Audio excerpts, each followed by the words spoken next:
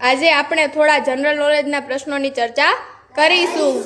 હું પ્રશ્ન પૂછીશ, આવડશે ને બધાને જવાબ? પહેલો પ્રશ્ન, ગુજરાત રાજ્યના વર્તમાન રાજ્યપાલ કોણ છે? જાસ્મીન. સરસ, સિટ ડાઉન. બીજો પ્રશ્ન, ગુજરાતમાં સૌથી મોટો ફૂલ કયો છે? રુદ્ર. સરસ, સિટ ડાઉન. ત્રીજો પ્રશ્ન, સીદી સૈયદની જાળી ક્યાં આવેલી છે? મહેશ્વરી. સરસ, સિટ ડાઉન.